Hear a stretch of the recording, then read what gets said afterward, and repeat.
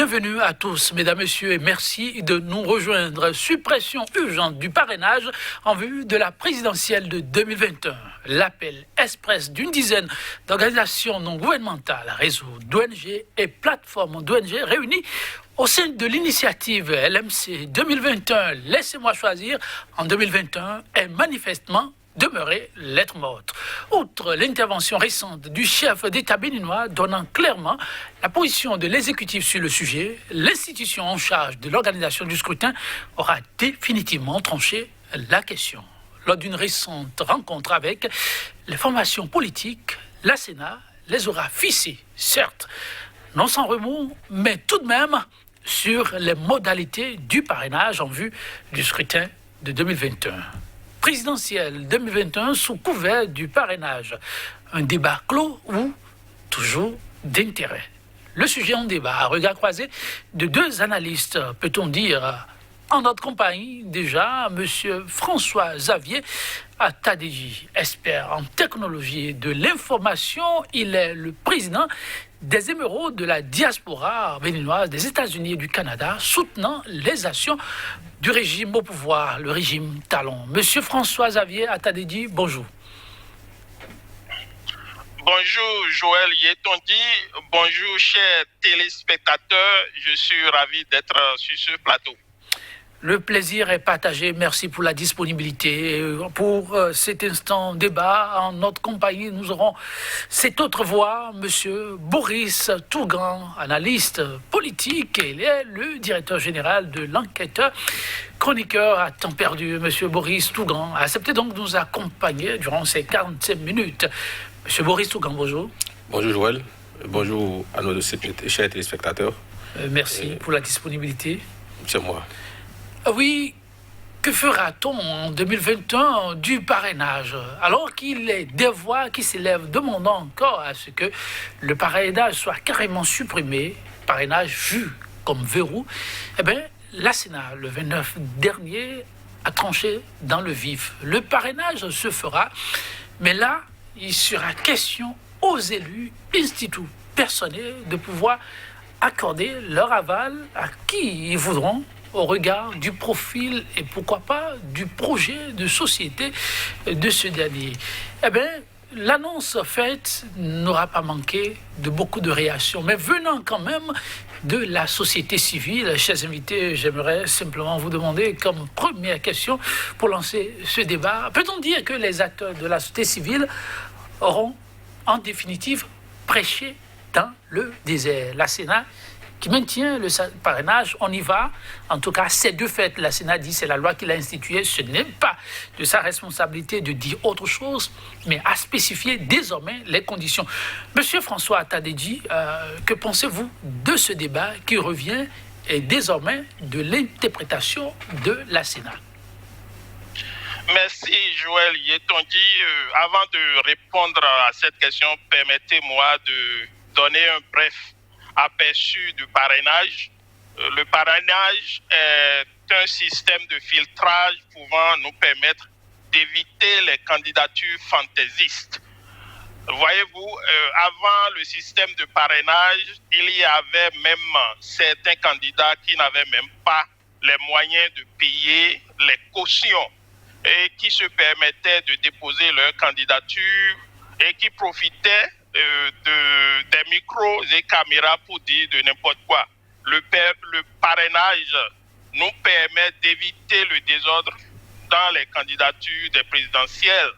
Ce n'est pas un verrou, mais plutôt un filtrage utile pour éviter les candidatures de quartiers, de villes, de villages et même ethniques, comme nous avons vu dans ce pays. C'est l'assainissement du milieu politique qui nous permet d'avoir des candidatures d'envergure nationale. Donc moi, je pense que l'opposition, la société civile n'a pas prêché dans le désert. C'est une chose qui est toujours possible si les acteurs politiques se mettent au travail, se mettent résolument au travail pour y parvenir. Nous sommes en politique, nous sommes sur un terrain politique et rien n'est gagné d'avance. Il faut travailler, il faut négocier, il faut frapper aux portes, il faut aller voir les parrains en question et je pense que le jeu n'est pas joué à l'avance. Eh bien, rien n'est joué d'avance, signé M. François Tadedi. La même question, je vous la repose. Les acteurs de la société civile auront-ils en définitive prêché dans le désert? Merci Joël. Avant de répondre à votre question, vous me permettrez de rendre un hommage mérité à ma feu mère qui m'a quitté hier au CNHU. Et je lui rends un hommage. Et je dis que si je suis ici aujourd'hui, c'est pour le combat que elle et moi nous avons commencé ensemble que je suis venu, le combat pour la vérité. En réalité, le débat sur le parrainage pour le régime Patrice Talon était clos depuis que cette disposition a été introduite dans le code électoral. Parce que dans la démarche du gouvernement, depuis que cette disposition a soulevé les désapprobations, vous avez dû constater qu'il n'y a pas eu de souplesse. C'est la politique de l'autruche, c'est la sourde oreille. Vous avez suivi, vous avez lu comme moi, tout comme moi, l'interview du chef de l'État dans le magazine Jeune Afrique du début du mois d'octobre, où il disait ceci, quand le journaliste, le confrère, lui posait la question de savoir quel est le dénouement prévu pour les élections de 2021, il dit qu'il y aura compétition. Je cite le chef de l'État qui dit qu'il y aura compétition. Les maires et les députés joueront leur rôle pour parrainer les candidats de leur choix, lesquels ne relèveront pas tous de la majorité présidentielle. Ils seront peut-être pas 30 ou 40, comme autrefois. Il y en aura plusieurs et entre eux, la bataille sera rude. Ce sont les déclarations du chef de l'État. Ça veut dire que pour lui, le débat est clos et il sait déjà à l'avance comment le jeu va se dérouler. Il sait déjà pratiquement le nombre de personnes qui pourront bénéficier du parrainage. Et vous avez vu que ce n'est qu'après la semaine qui a suivi que la Sénat a subitement retrouvé ses sens d'interprétation. Où lors d'une séance avec les partis politiques, un commissaire de la Sénat a égrené le contenu du système de parrainage. Conçu. N'est-ce pas faire injure à la Sénat que de dire que ce n'est que juste après ça que la Sénat a retrouvé... Non, mais plus avant cette sortie du chef de l'État, la Sénat était restée silencieuse. Mais dès que le chef de l'État a parlé, ils ont sorti de leur chapeau, comme la magie, quelles sont les différentes interprétations qu'ils ont du principe du parrainage, alors que dans la loi, dans le code électoral, au niveau de l'article 41, qui parle de parrainage, la loi n'a pas donné ces détails-là. Vous vous rendez compte que on nous parle de l'anonymat, on nous parle de la façon dont les élus sont libres de choisir qui ils veulent. Mais ça, c'est dans la théorie. Qu'est-ce qui nous prouve que des gens ne vont pas rester dans l'obscurité pour tirer sur les ficelles? Donc, moi, je pense que le principe de parrainage tel que présenté a été présenté comme un cheveu sur la soupe où on nous dit qu'il faut juste 16 élus pour être candidat, alors que en amont, toutes les conditions ne sont pas réunies pour que tous les partis politiques aient la latitude d'avoir ces 16 élus. Donc, j'ai été un peu vraiment attristé quand les acteurs de la société civile, Ralmed Kanaho et ses amis, ont perdu leur temps. Parce que ils ont commencé par intervenir dans le débat, pour moi, au dernier moment. Et vous avez vu comment ils ont été conduits à la Sénat. C'est juste une stratégie de ping-pong. On va les envoyer vers le président de l'Assemblée nationale, mais qui n'a pas de coup de franche. Puisque ce n'est pas lui qui décide de ces choses-là. Donc, on nous prend en réalité pour des gens qui sont inintelligents, mais bon, on verra la suite. Vous verrez la suite. Vous ne voyez pas clair, vous n'êtes pas convaincu de l'option, M. François Tadedi. Serait-ce un jeu ou peut-on se permettre de dire que c'est plutôt un jeu qui se joue? Bon, avant de répondre à votre question, M. Yetondi, permettez-moi de présenter mes condoléances les plus attristées à M. Tougan pour la perte de sa maman. Je compatis avec lui et je prie pour que le Père Céleste accepte l'âme de sa maman dans son royaume. Merci.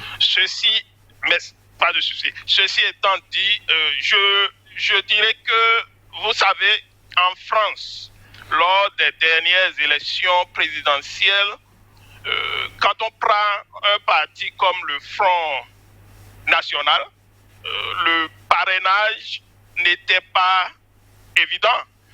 Personne n'a cru que ce parti allait obtenir le parrainage nécessaire pour se présenter aux élections présidentielles en France. Le problème autour du parrainage, moi je pense que c'est un problème du passé, ou bien c'est un alibi donné par les acteurs politiques, essentiellement les acteurs de l'opposition, les partis de l'opposition, encore que entre griffes, est-ce qu'on peut dans notre pays parler de partis de l'opposition, parce que à ma compréhension, à ma lecture, je ne vois pas qu'il y a quand même une opposition digne du nom au Bénin. L'opposition qui est fragilisée, divisée, déboussolée et qui se cherche, ne peut pas dire qu'elle a quelque chose à vendre sur l'échiquier national. Ceci étant dit, je vais dire que le parrainage est toujours possible. Parce que, voyez-vous, nous sommes en politique et rien n'est joué à l'avance. Rien n'est gagné à l'avance. C'est un terrain glissant, c'est un terrain dangereux, c'est un terrain sur lequel il faut savoir jouer, il faut savoir déplacer les pions. Si l'opposition étant telle qu'elle est aujourd'hui dans notre pays, divisée, sans ambition, je dirais sans aucune idée constructive, et qui ne voit pas que les jeux ont changé, parce que si nous en tenons à la charte des partis politiques et le code électoral, c'est clair que pour gagner ou bien pour être fort en tant que parti politique au Bénin, il faut se mettre ensemble. Il ne faut pas être divisé. Monsieur Atadedi, beaucoup de fixations de votre part sur les formations politiques, mais manifestement, le débat est désormais au-delà. Vous les avez suivis. Et c'est à raison, je vous ai posé la question en parlant des acteurs de la société civile. Quand cela en arrive à donner de la voix, comme ils le font, pensez-vous qu'ils sont aussi dans un mauvais rôle ou manipulés? Non, vous savez, l'animation de la vie politique dans notre pays est désormais réservée aux partis politiques. La société civile est là pour accompagner le jeu électoral, bien sûr, pour apaiser les esprits, pour faire à ce que les élections se déroulent dans la tranquillité et dans la paix. Mais notre code électoral a bien stipulé que l'animation de la vie politique est l'apanage des partis politiques. Alors, la je société ne civile... disconviens.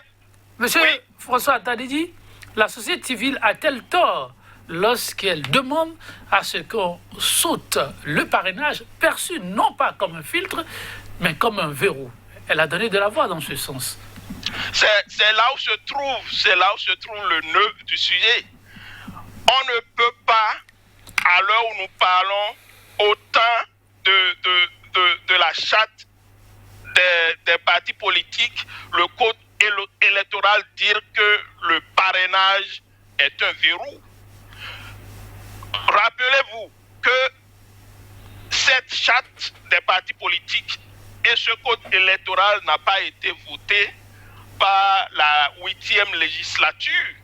Ça a été voté avec une assemblée multicolore, si vous me permettez de parler ainsi. Donc, où était cette société civile quand la 7e législature votait le code électoral et la charte des partis politiques? Où était-elle? Je dis, la société civile peut jouer le rôle d'un troisième œil, celui-là qui apaise les esprits, celui-là qui met en confiance. Elle n'est pas dans ce rôle? Elle n'est pas dans ce rôle actuellement? Elle est dans ce rôle, mais dire que le parrainage est un verrou est trop dit, c'est que c'est mal interprété, ou bien prêter une mauvaise attention aux lois électorales dans notre pays. Parce que nous allons rapidement écouter M. Boris Tougan sur la question. Oui, M. Boris Tougan. Malheureusement, on a l'impression là que le Bénin fait du surplace autour de cette question. Et pourtant, le temps joue désormais contre tout le monde. Bon, avant de répondre à votre question, je souhaiterais faire quelques mises au point. Et dire que M. Atadidi disait tantôt qu'il n'y a pas de parti d'opposition au Bénin. Mais je lui rappelle que avant que l'ancien président de la République, Boni Yayi, ne soit éjecté des FCBE, ce parti était un parti d'opposition. Il y a bien d'autres. Il y a le Mouvement populaire de libération qui est un parti d'opposition parce que le président de ce parti a été jeté en prison pendant 8 mois pour délit d'opinion. Donc c'est un opposant. Mais au-delà de ça, il y a d'autres partis politiques qui ont rempli les conditions d'existence exigées par la charte des partis politiques, mais qui ont été littéralement éjectés lors des législatives. Si on n'avait pas estimé que c'était des partis d'opposition, on n'allait pas les éjecter en prétextant d'un certificat de conformité qui n'était pas dans le code électoral. Donc, moi, j'estime que le sujet dont nous parlons ici, nous débattons, est un sujet tellement délicat que nous ne pouvons pas en parler avec autant d'imprécision. Nous ne pouvons pas faire de la politique par extranéité. On ne peut pas débattre. Le pays dans lequel réside mon vis-à-vis, les États-Unis, rien ne fonctionne comme ça se fait chez nous au Bénin. Si ce pays était une dictature des lois, lui, mon compatriote qui est là-bas, ne serait pas là-bas. Donc nous devons, nous, acteurs ou intellectuels, nous devons prendre les questions dans leur intégralité au lieu de les évoquer de façon partielle et partielle. Toutes les conditions ne sont pas réunies pour qu'on nous parle de parrainage. Parce que rendez-vous compte que la nouvelle charte des partis politiques a déjà rendu tellement rigide la création des partis politiques. On nous parle de 100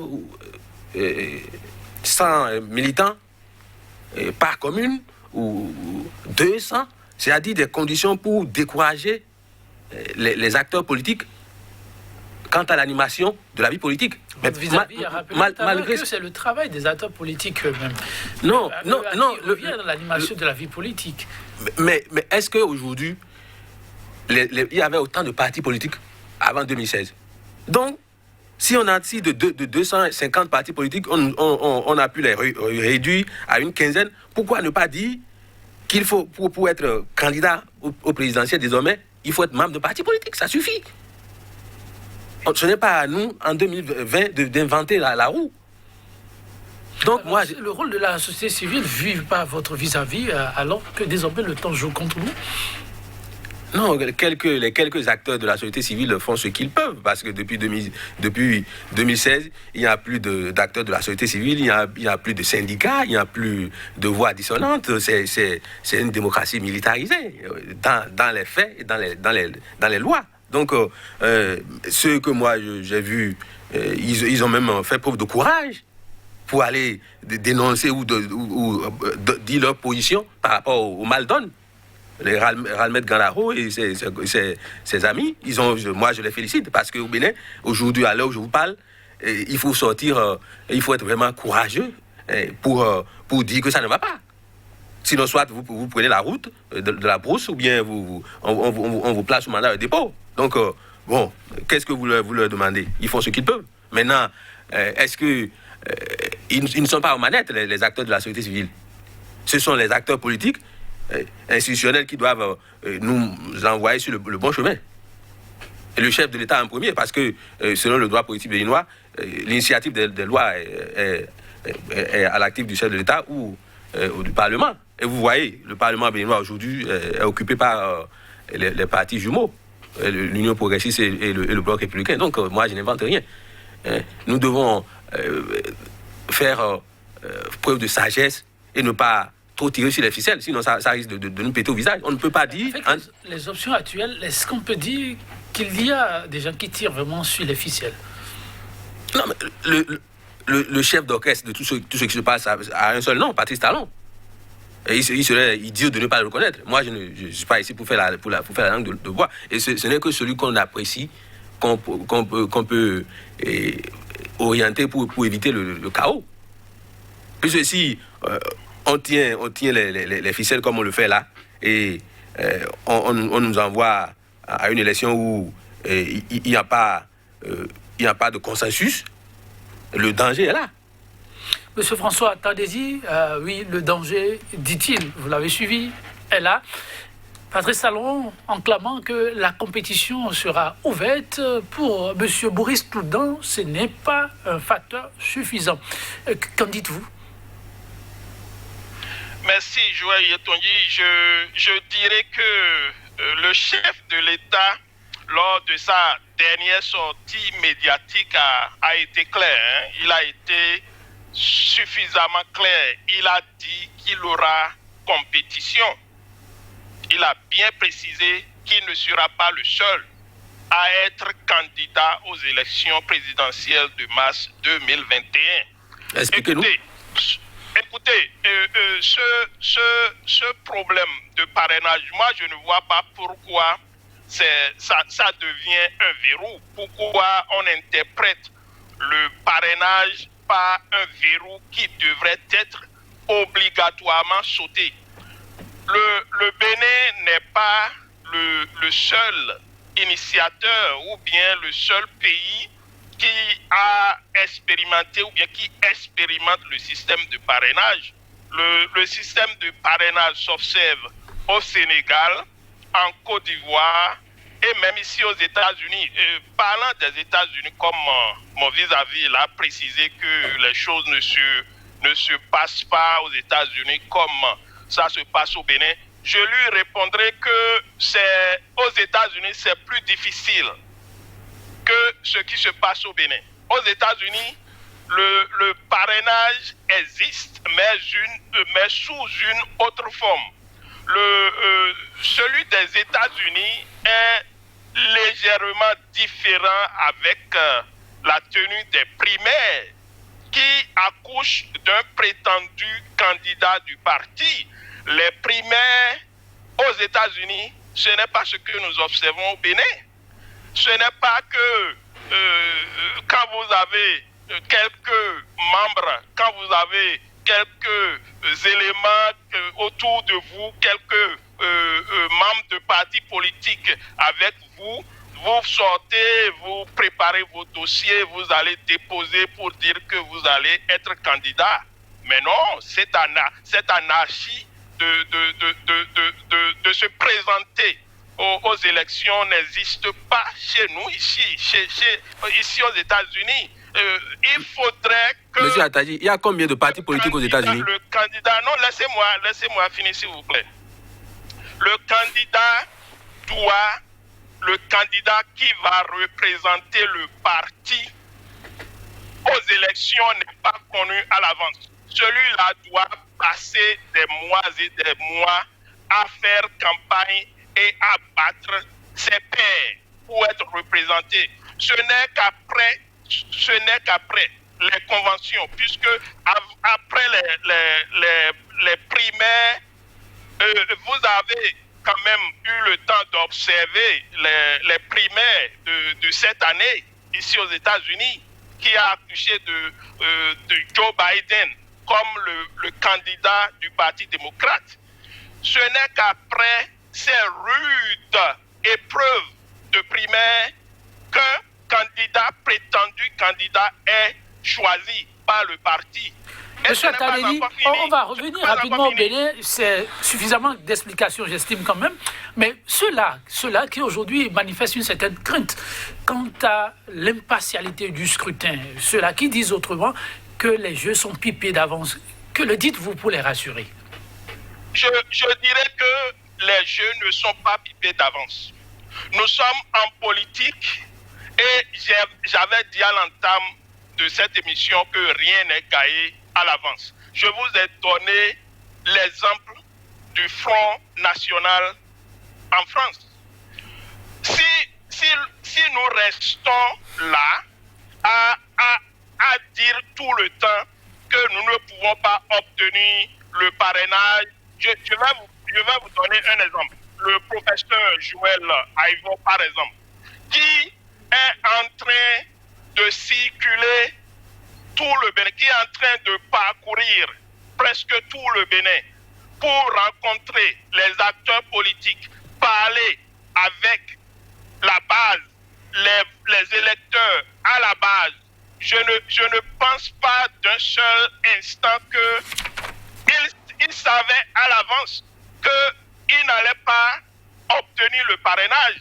S'il savait qu'avec tous ces efforts qu'il est en train de consentir pour être candidat, je pense bien que son but, je ne suis pas Joël Aïvo, mais je pense bien que le but derrière tous ces efforts, c'est de pouvoir se présenter aux élections présidentielles. Donc, je ne pense pas que un professeur de cette envergure peut se permettre de perdre son temps et connaître à l'avance que tous ces efforts vont être vains. Et pourtant, il va continuer par faire des efforts. Je ne pense pas que Joël Aïvo pourrait le faire s'il n'avait pas quand même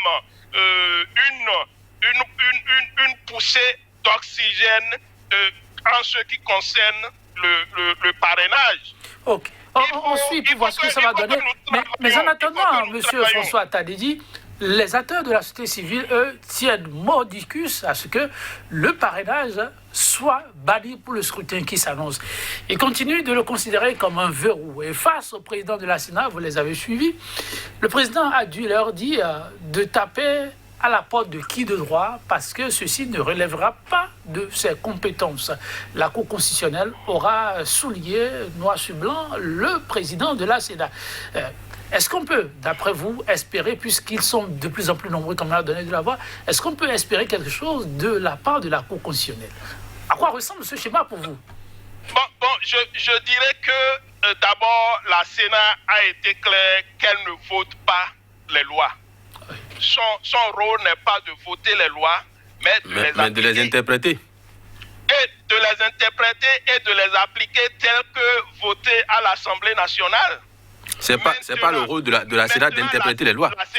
À la rigueur, la Cour constitutionnelle. Vous aurez votre temps d'intervention tout à l'heure. Allez-y, monsieur Attali. S'il vous plaît, monsieur Touga.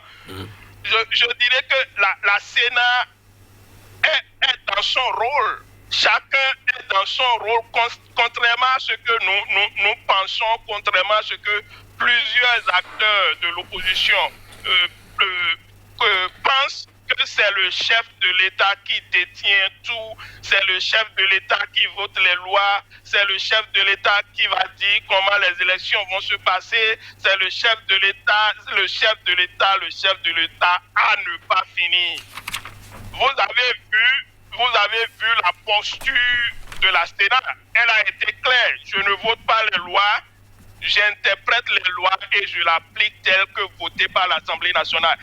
Et elle a dit que l'organe ou bien l'institution habilitée à se prononcer et à prendre quelques décisions, c'est la Cour constitutionnelle.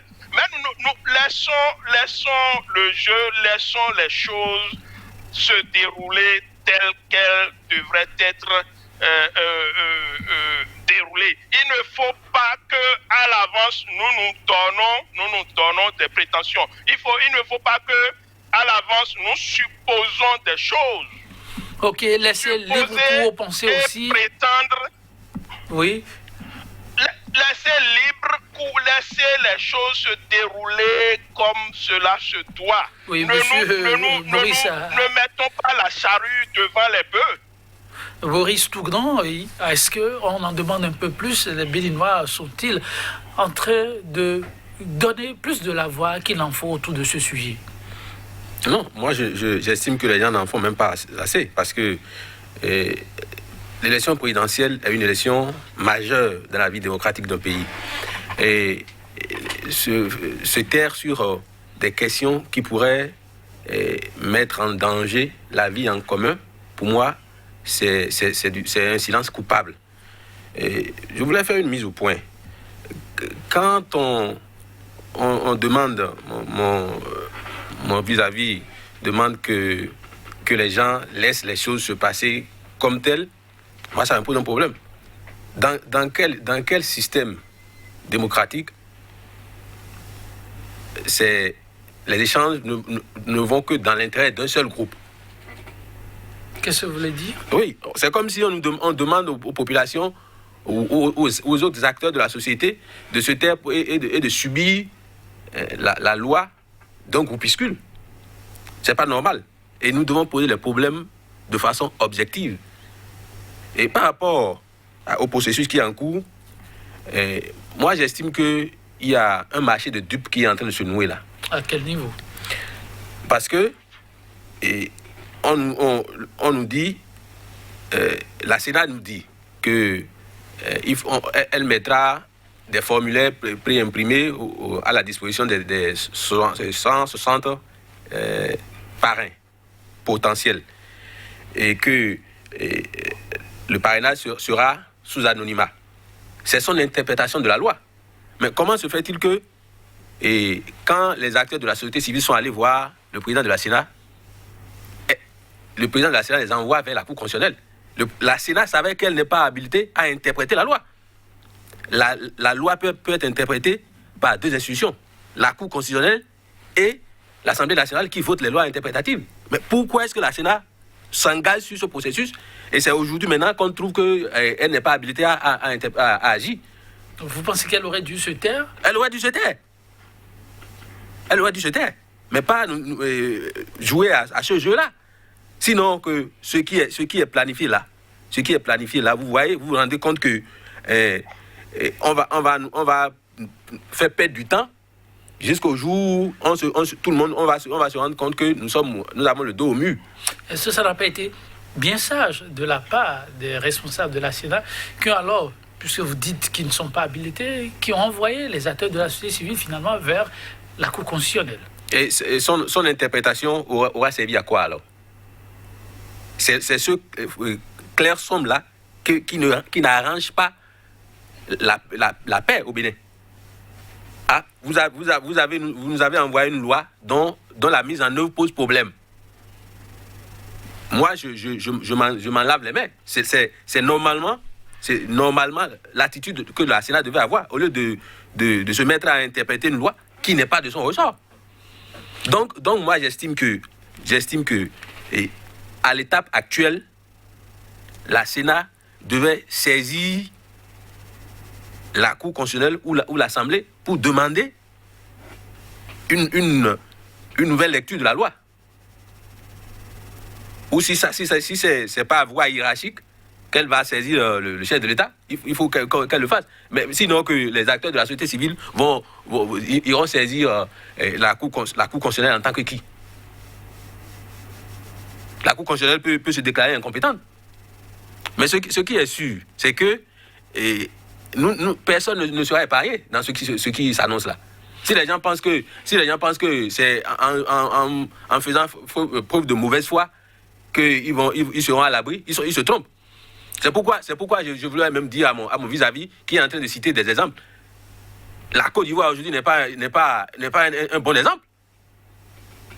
Parce que toutes les conditions sont réunies pour que ça pète à Abidjan. J'espère que mon vis-à-vis est en train de suivre ce qui se passe là-bas. Donc nous ne devons pas copier les mauvais élèves. Et en Afrique, le Bénin a été toujours considéré comme un laboratoire. Ce n'est pas à nous de nous replier sur des gens qui sont venus nous copier.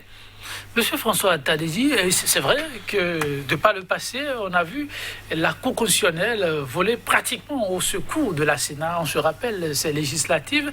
Pourtant, ça ne s'est pas bien passé. La démarche actuelle, pour ceux qui pensent qu'un bis repetita n'est pas bien loin, qu'est-ce que vous en dites objectivement?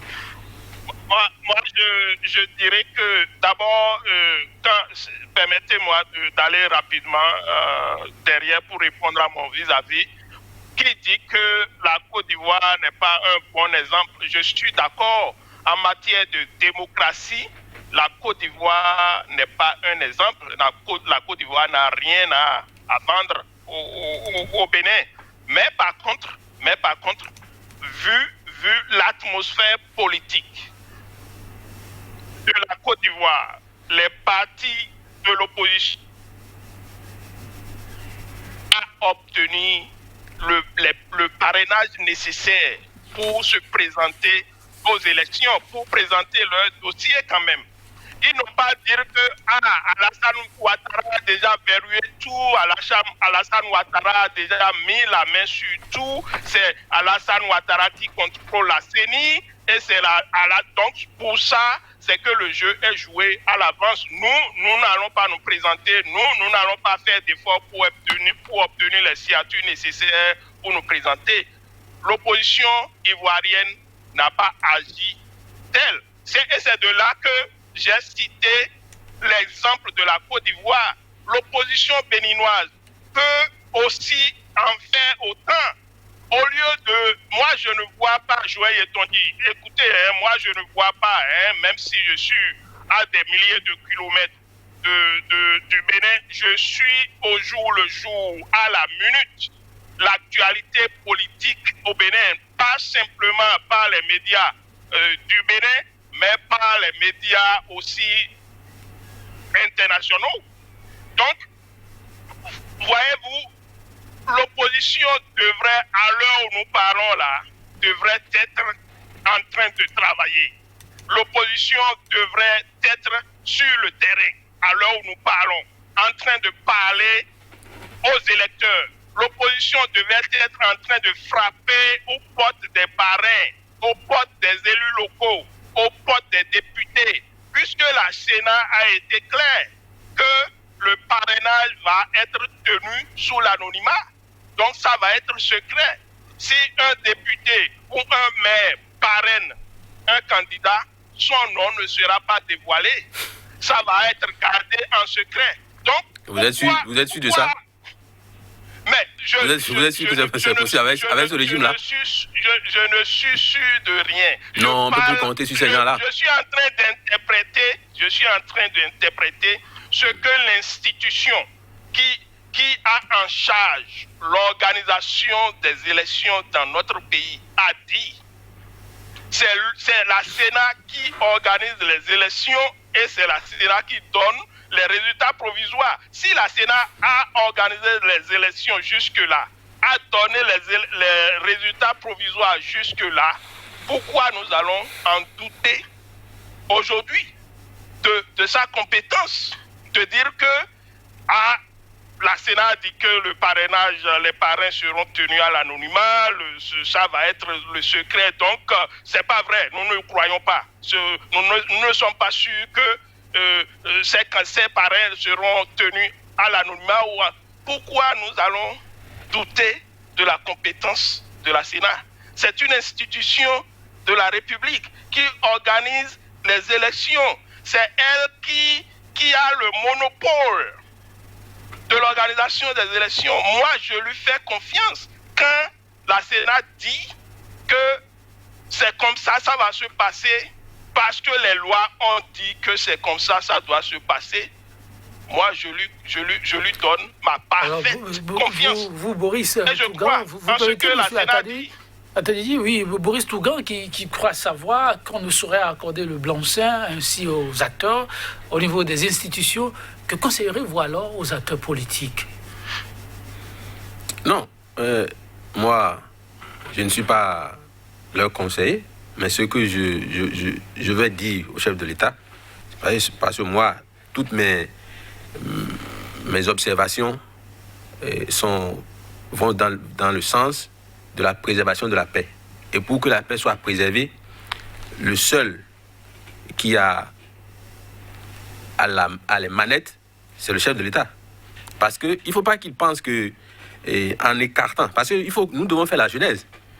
C'est que déjà, en 2019, où l'Assemblée devait être installée, on a pris le soin d'écarter les partis d'opposition. Pour les communales, ça a été le même processus. Donc, il ne faut pas que la mouvance ou le chef de l'État et ses collaborateurs ou ses amis politiques pensent que le processus qu'ils sont en train de dérouler est favorable pour la paix. Sinon que on n'a pas demandé, les populations n'ont pas demandé au chef de l'État ou au régime actuel d'être impopulaire. Parce que le chef de l'État même l'a dit dans son interview. Il a dit qu'il a pris le risque d'être impopulaire. Si vous prenez le risque d'être impopulaire, vous tirez les conséquences de droit. En vous retirant, comme François Hollande l'a fait. Donc, il ne faut pas qu'ils pensent que, en 2021, pour les présidentielles, je me positionne moi-même, parce qu'aujourd'hui, sur les 160 parrains potentiels, le chef de l'État en a la totalité. Il en a la totalité. Donc, il ne faut pas qu'ils pensent que, on va organiser un match amical et ça va se dérouler comme ils l'ont planifié. C'est pas intelligent. Monsieur Boris Tougan, je vous remercie. Chers téléspectateurs, le débat est vraiment atypique et ça fait longtemps qu'on en parle, la question du parrainage. Ça revient encore à raison. Considérez ce qui a été fait aujourd'hui juste comme une petite virgule de la série d'interrogations qui suivra les jours à venir. Demain, un autre plateau sur la question. On y reviendra plus amplement en détail. Et chers invités du jour, vraiment, grand merci, Monsieur François Tadedi, le temps est ainsi parti. Monsieur Boris Tougan, merci aussi pour l'éclairage à vous apporté à nos téléspectateurs aujourd'hui. On va devoir s'en arrêter là. L'Union européenne et l'ONU doivent prendre au sérieux ce qui se passe au Bénin pour ne pas gérer une crise post-électorale. C'est très important. En tout cas, ce fut un plaisir. Ne vous en faites pas, on va se retrouver au cours de cette semaine. Comme je l'ai dit, c'est juste baliser le terrain. Et les jours à venir, on y entrera encore plus en détail, parler de la question du parrainage.